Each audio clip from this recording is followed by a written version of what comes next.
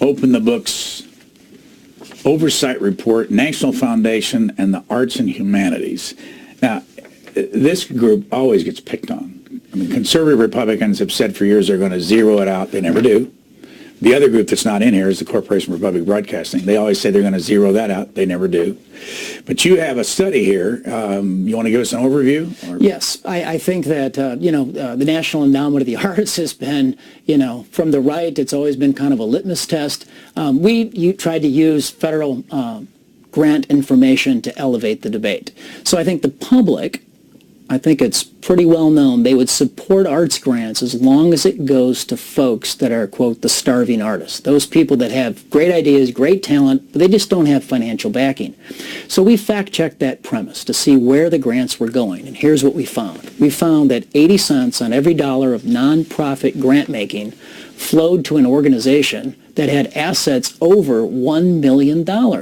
In fact, we found 71 organizations received $20 million last year and $120 million since 2009 of arts and humanities grants, and they actually have a balance sheet of over $1 billion apiece of financial assets.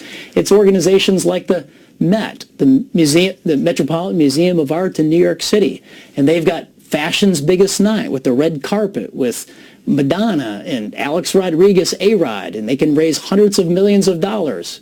Yet they've taken $1.2 million worth of National Endowment of the Arts grants since 2009. Why would the humanities group or the arts group give Robert Redford's Sundance Institute in Park City, Utah, $3.3 million? Well, I think you should pay it back. The Sundance Institute has $42 million worth of financial assets. Again, he can't make an argument that he needs the money, but somehow they feel entitled to the money.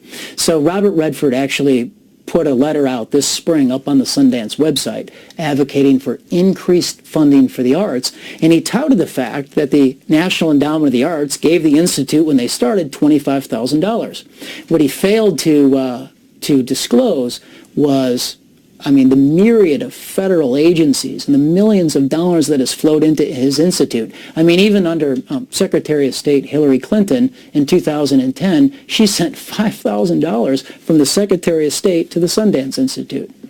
But wouldn't they say that they're doing good, creative arts and humanities work, and that's what these two commissions are all about? Well, that's what they say, but do they really need the money? We also took a look at the Sundance Institute local and state taxpayer subsidies, and it was millions of dollars more.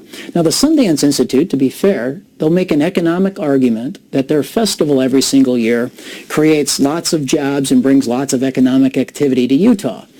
So this is the great debate. Now, we think that our data helps elevate that debate to give people to show people exactly what's going on.